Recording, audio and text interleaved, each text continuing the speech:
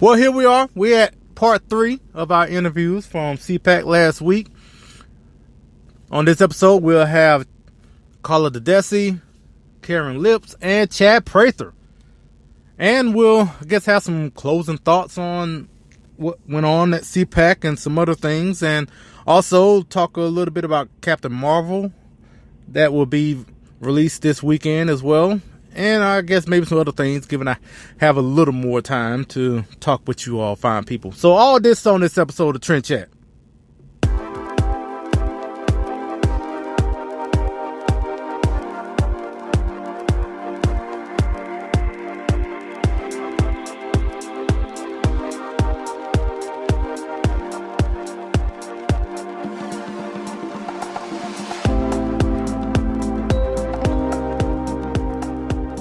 From the highways of America, here's the podcast where we talk politics, a little entertainment, some culture, and this and that, from the road to your ears.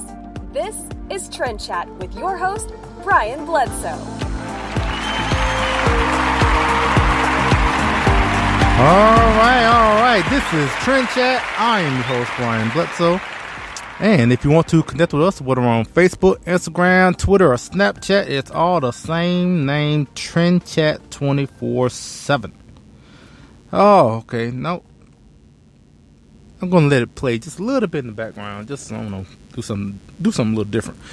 But yeah, I mean, maybe to breathe a little bit, because last episode was, if you didn't hear, shame on you for not listening to the last episode. But yeah, last episode was just so packed, and so I was really rushing make sure I got everything out. And so yes, I can just excel and just,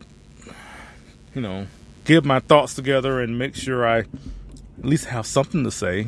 But as I said, we definitely have the last couple of interviews from CPAC that we're going to get to.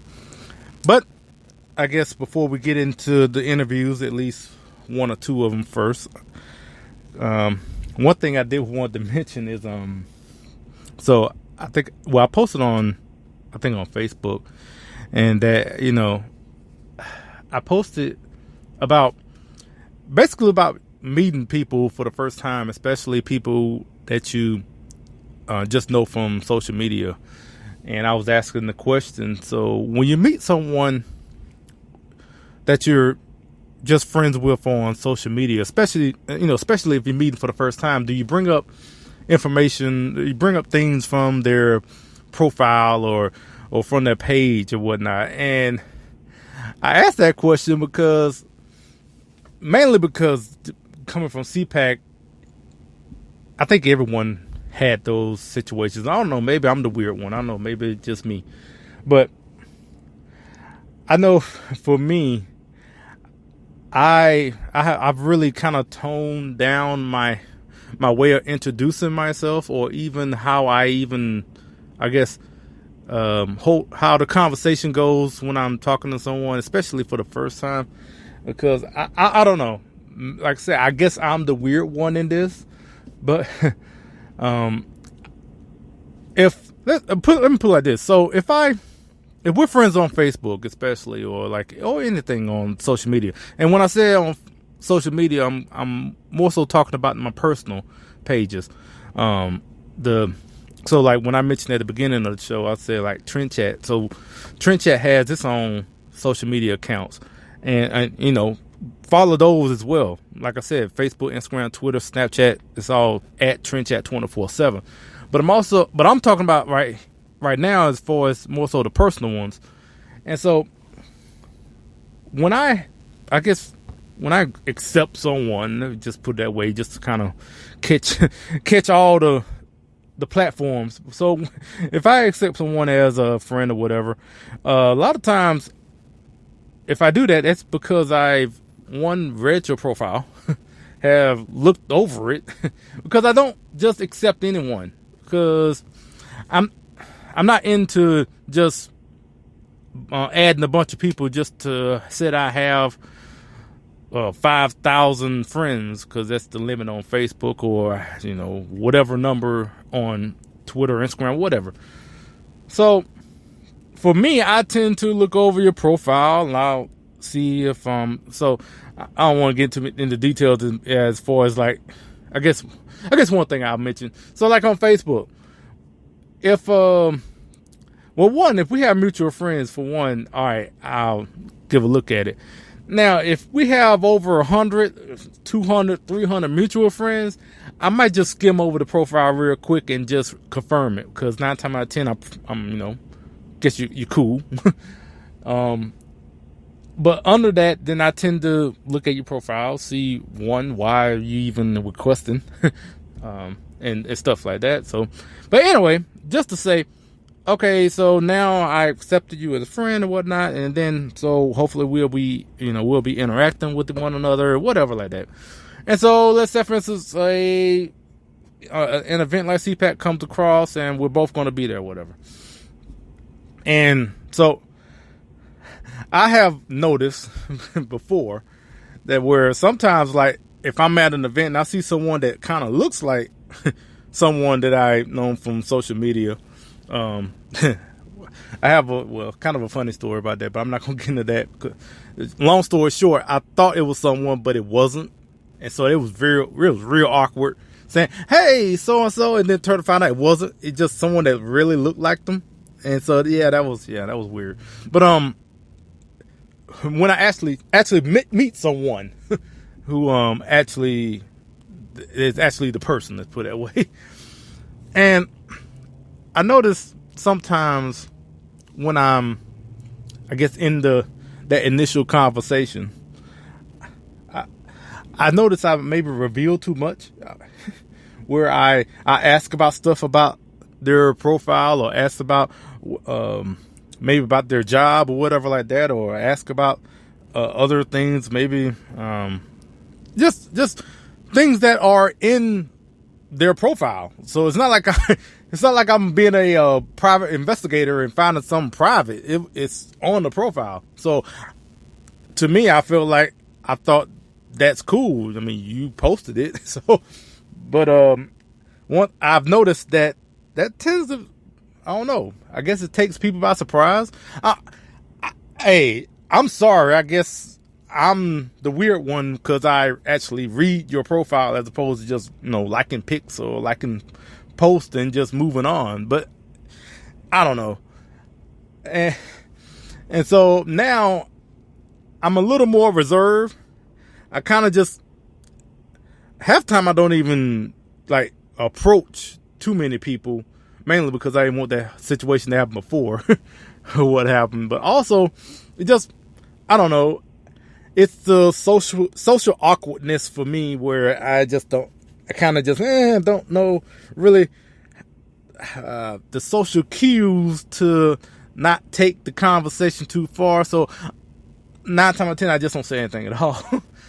And I could say I'm learning to just, right now, I just kind of just say hello and then just walk away, basically.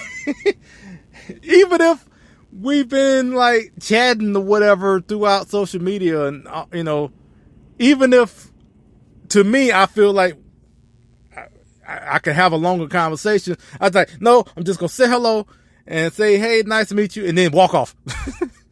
So, yeah. So that's, I don't know. I wrote that. I guess I asked that question on Facebook earlier this week. That was the reason why. And so, yeah. Now, another thing I was thinking about is the fact that, one, you just heard me laugh a minute ago, and it reminded me of a podcasting session that was going on at CPAC last week, and they had a lot of great tips and information to help you grow your podcast, which I hope to use in the next year or so. And 2 of the people on the panel have been on the show, Beverly Hallberg and Chris Malagisi.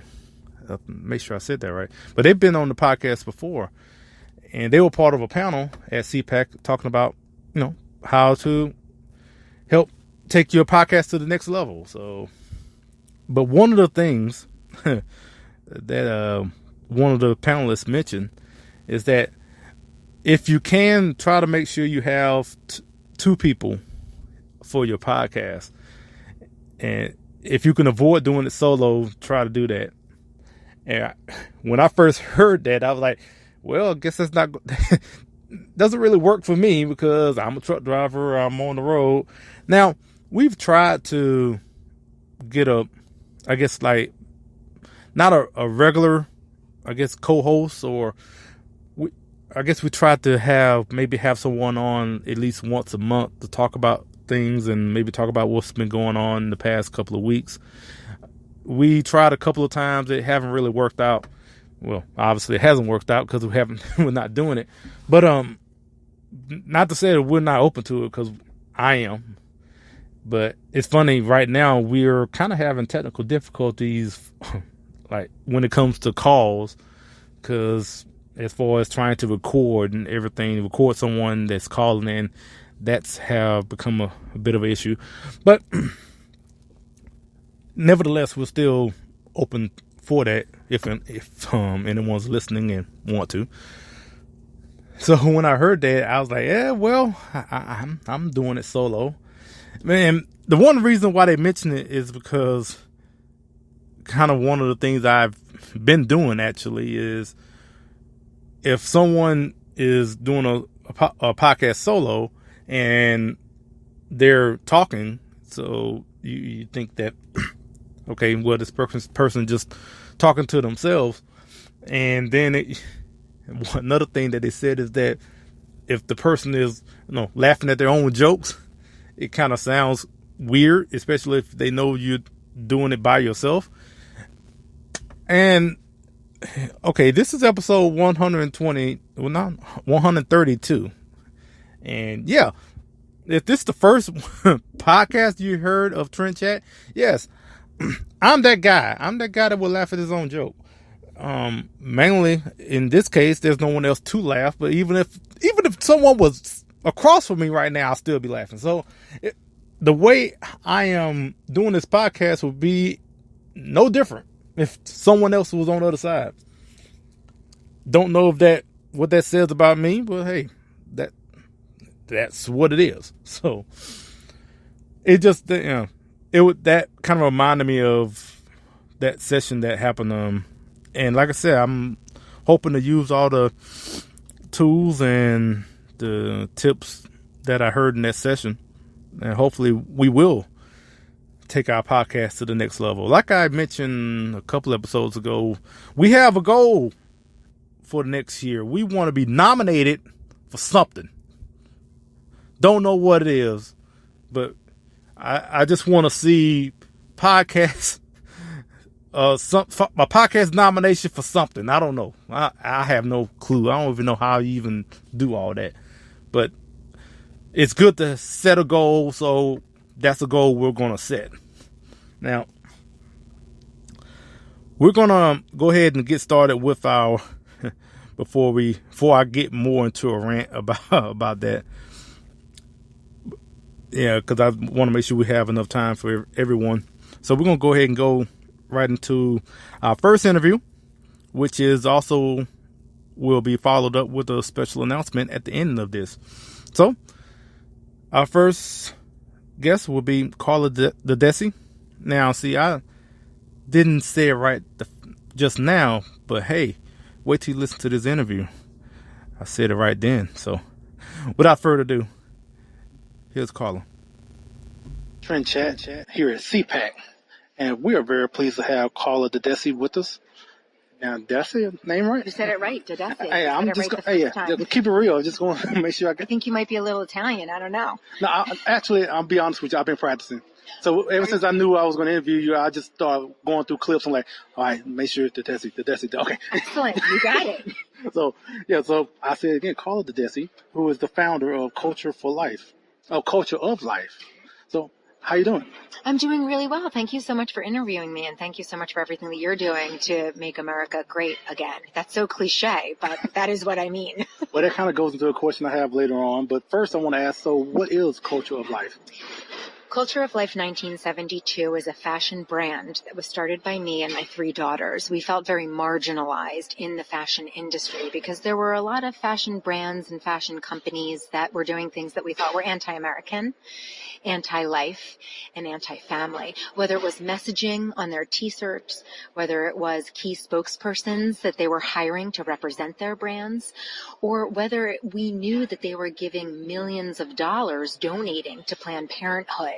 So we didn't feel healthy wearing a certain brand knowing that our money was going to support Planned Parenthood, which goes directly against my core principles. So my daughters and I joked and said that I was either going to have to start sewing clothes, which is a really bad idea, Brian. I'm really good with a glue gun, but I don't sew very well. Or we were going to have to start our own fashion line. And it was a joke for a while because we were boycotting. We're big boycotters. So we were boycotting a lot of clothing stores and apparel lines. So I guess last year, kind of Providence brought everything together for us, and it became a reality that we could really be launching a fashion line.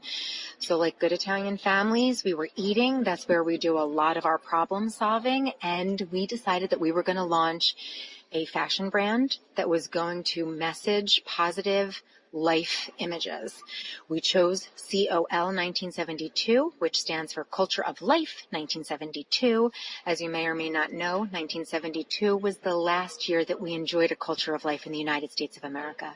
1973, Roe v. Wade came in and the Supreme Court ruled that our tiniest people did not have the right to life. And since that moment in time, 60 million people have not had the right to life. They have been denied the right to life in the United States of America.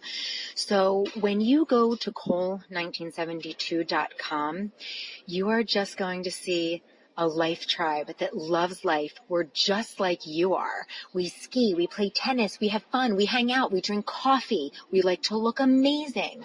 Life is glamorous. Life is beautiful. Life is always in style. We don't want to talk about all the death that is happening on the other side. We want to point every kid to life is our mission.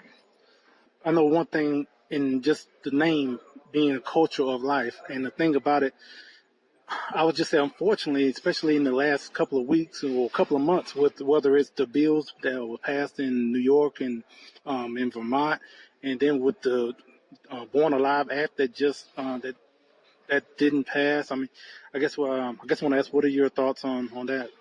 It's shocking. It's devastating. It rocks your soul to the core because the United States of America has always considered itself civilized, and we are not a civilized country anymore. If we allow the state of New York to do infanticide, late-term abortions, these are babies that can live viably outside of the mother at 24 weeks. That's a fact. At 40 weeks, he is allowing moms to choose death for their children. And by the way, in the state of New York, it doesn't have to be an abortionist that does this infanticide procedure. It can be a midwife, nurse practitioner, physician's assistant. Brian, why not a dentist? Why not a chiropractor? Why not me? They are trying to, well, they are celebrating. They're not trying to. They are celebrating death, right?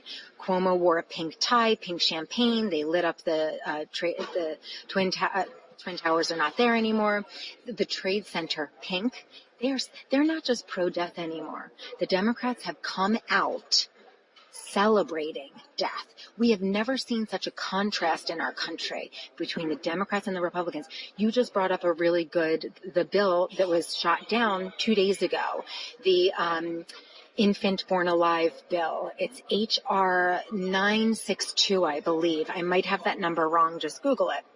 But they are now saying that when a baby is born and the abortion is botched, which means that the baby has life, every Republican voted that the baby should be allowed to live. We should do everything to allow the baby to live. Every Democrat, except for 3, voted for death of the child. It's shocking. It's barbaric. Every American deserves better than this. We are better than this. Now, this is not Nazi Germany. I didn't want to interrupt you, but also in the ones that voted against it were were all of the Democratic, presidential supposed candidates as well. So. Yes.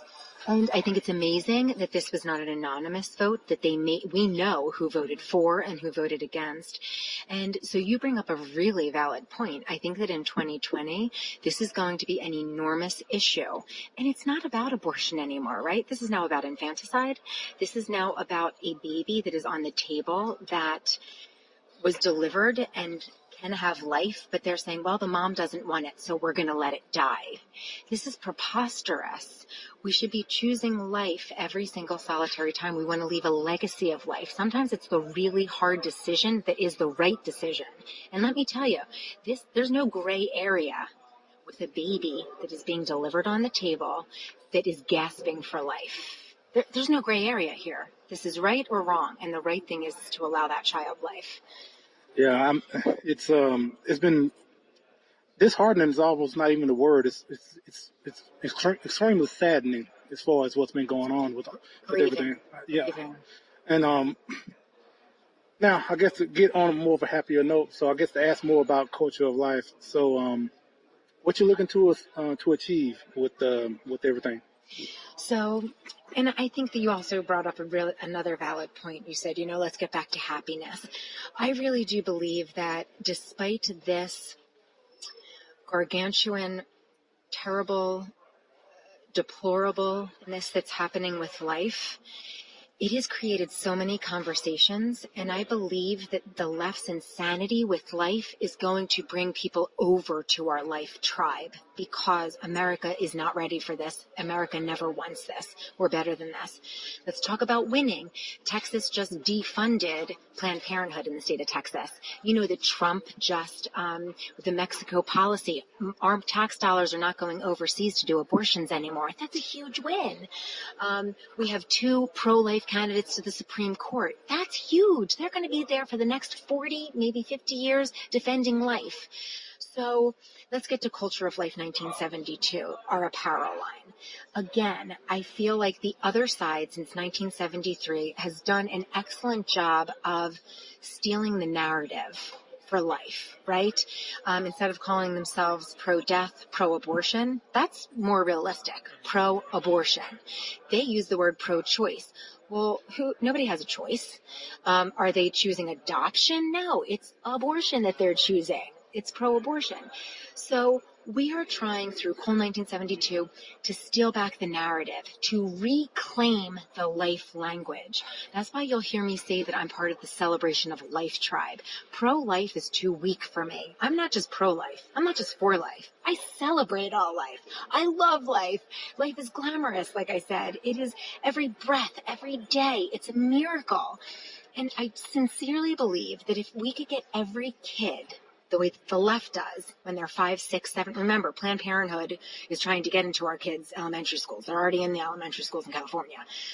If we could get our kids 5, 6, 10, 12, 15 to understand that all life is worth living, period, full stop, then wouldn't it be amazing if when a young girl finds herself pregnant at 12, 13, 14, the circumstances are less than ideal, they think, I can do this. It's going to be hard, but this 9 months of my life, 9 months, that's like 1% of their life. Because let's say that a kid lives to be 78, 80 years old. That's over 800 months. We're asking for just 9 months that you choose life. And if you decide not to keep this child, you want to give it up for adoption, foster care, we are here to come around you, support you in life. The other side doesn't talk about that. There's 9 million of us, We did the numbers, right? We said, if we're going to launch this Fashion for Lifeline, who's going to buy it? Are there really families like us out there that exist? In the United States of America, there's 18 million teens, tweens, young millennials. I'm talking about the Gen Zs, the Gen Xers. And out of them, you're going to find this very encouraging. 9 million do identify as being pro-life. 9 million. Well, you would never know that because the mainstream media never gives us any time. And I think that they're fearful also. I think they're closet pro-lifers. And so again, we're just hoping that Cole1972.com brings everybody out of the closet, links arm, and we are proud to be for life. I have one of our pieces on right now. It's cool, right? It's very comfortable. It's fashionable. It's not just a merch line. Like, we want you to wear it with your leather pants or your leather skirt or your leather jacket or your ripped jeans. Again, making life cool, because it is. So do you have any men's shirts? We do, yes. Oh gosh, I should have brought you some stuff. Let's connect tomorrow and I'll give you a baseball hat. So we have dad hats for the guys and we have hoodie sweatshirts for the guys. And in our spring line, we're going to have a t-shirt for you guys. The guys are definitely a lot slower. We're very inspired by the girls. I'm a mom of 3 girls. That kind of fashion is way more fun for me, but we absolutely do have guy stuff. And we also are launching a curvy collection, because right now we have smaller sizes and we are getting a ton of people that are saying we would like larger sizes, so we're happy to do that. But we invite everybody to be a part of our tribe. Follow us on Cole1972 Official. That's where we are on Twitter, Facebook, YouTube, Instagram. We're always doing flash sales, giveaways. We love to connect with you. It's me or my daughters that are connecting with you. So, because we want to know our tribe. We want to know you guys. Well, Carla, thanks so much for your time. Thank you so much. Thank you for everything that you're doing. God bless you. Yep, and thanks to Carla for joining us. And as I mentioned, the special announcement is that Trend Chat is going to be an ambassador for Culture of Life. Yeah, that's right. Yeah, so, yeah, thank you. Okay, so, so COL1972.com. And so if you go on there, as you just heard from Carla about the website and it's about everything that they're doing, I'm not going to reiterate that today. I'm not going to. I will in the future. So if you go on to COL, Cole, COL1972.com. And if you like what you see, I surely hope you will. I think you will. And right now, if I'm not mistaken, right now everything is 50% off. But if you want an extra 10% off of that 50, then you put in the promo code. In that promo code box, you put in Trend Chat, and you get an extra 10% off. And so we are very proud to be a partner with Culture of Life, and we'll be, we'll have some other things coming out in the future and showing, as she mentioned in the interview. So that happened basically right after the interview, where we basically said, let's go ahead and partner up. And so that was the start of all that, and just wanted to wait until I actually had her on to make that announcement. So again, along with 1776united.com and odgapparel.com, now we will have Cole, COL1972.com.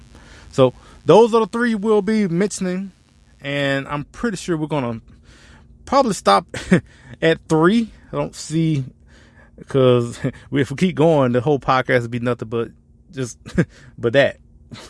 And which, I want you to go out and go to these websites and check them out. And I'm, like I said, you're going to like it. If you're listening to this podcast, I'm pretty sure you will like all these products and shirts and hats and everything that I wear myself. And I'm going to do more with that. Actually, I took some pictures with some of the hats and shirts and all that, and so I can actually have more than just one picture you've been seeing the whole time whenever an episode comes out, so I can have some diversity as far as different graphics, I guess.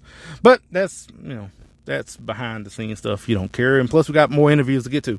So our next interview is with Karen Lips with the Network of Enlightened Women. And if you don't remember, a couple of episodes ago, we talked with Caroline Hakes, who was one of the contributors to a book called She's Conservative. And if you haven't listened to that episode, shame on you. Shame. Just like Game of Thrones. I think they're just about to start back up. So, yeah, shame if you have not seen that. Or we're not seeing. Well, if you've seen it, you saw it on YouTube if you saw it.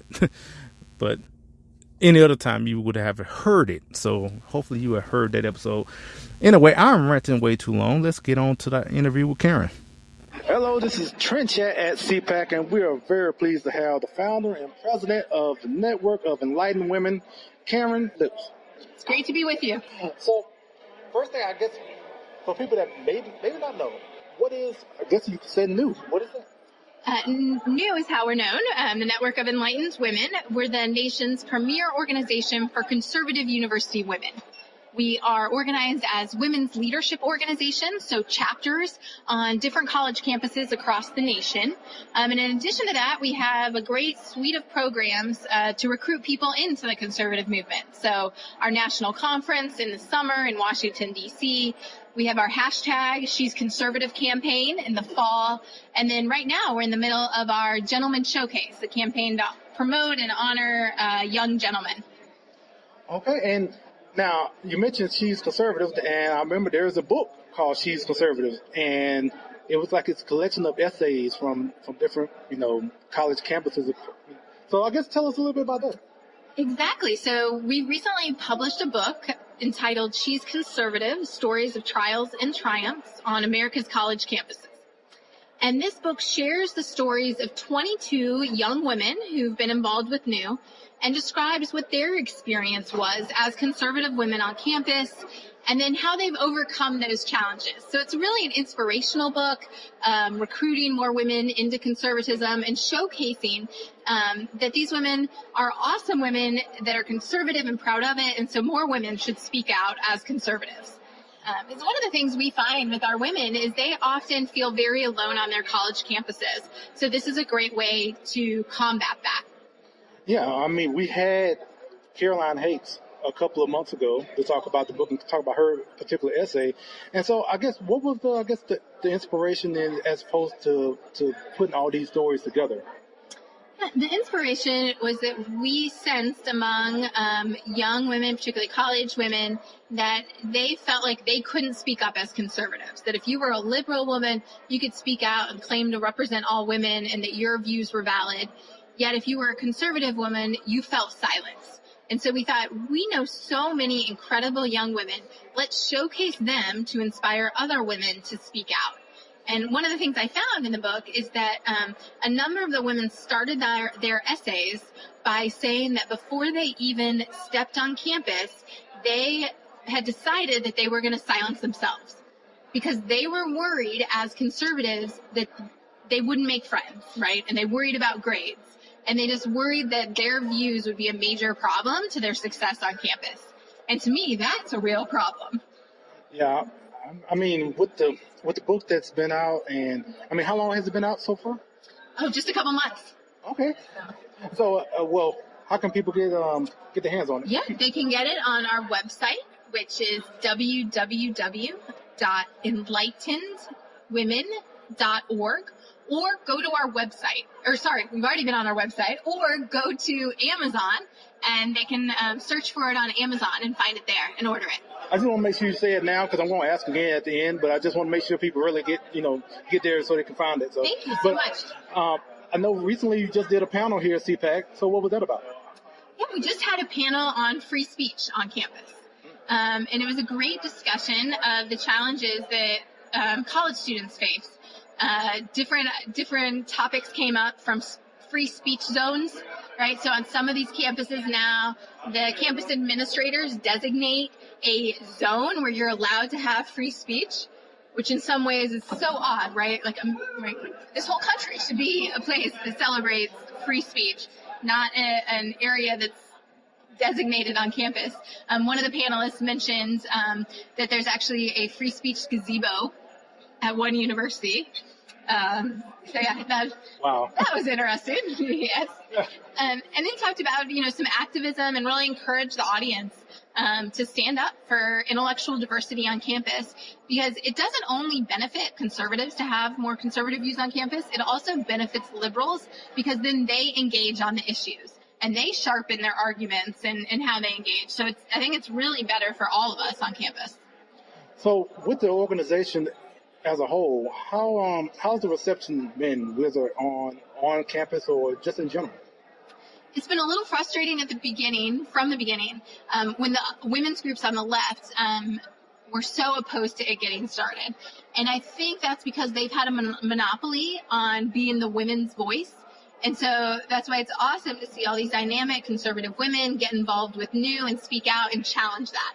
And so now we are challenging that, and it's awesome. It's just awesome to see. So the theme here for CPAC, I'm guessing, given I see it on all the banners, is what makes America great. So I'm guessing it's a question that they want me to ask. So let me ask you. So what makes America great? We could have a long discussion of that. There are so many things that make this country great. And one of the things I will mention as somebody who runs a women's organization is the women's rights that we have in this country. And the freedom that we have to build the lives we want to build and pursue the lives we want to build is something that I think we should celebrate.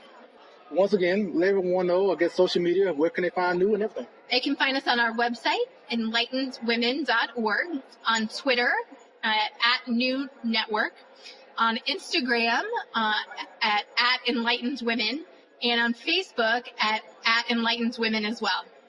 All right. Well, Karin, thank you so much for your time. Yeah, thank you for having me. Hello, Trend Chat fans. The Founding Project invites you to experience our latest resource to take civics to citizens, TFP's new website. Visit us at www.thefoundingproject.com. Be a part of the civics movement with The Founding Project. The Founding Project is a 501c3 education nonprofit. Join us today. This is Dana Lash, and you're listening to Trend Chat.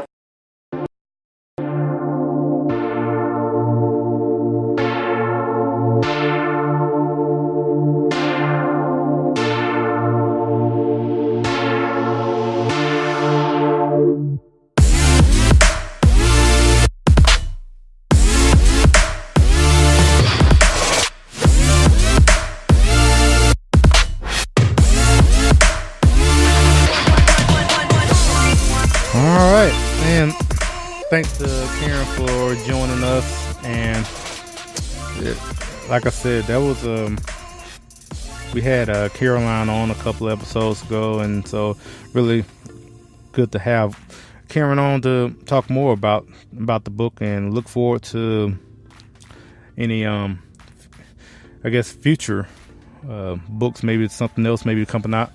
I don't know yet. I heard maybe there may be another book on the way, so look forward to that. Hopefully we'll get someone to talk about it then, whenever, sometime in the future. So our last interview is with Chad Prather.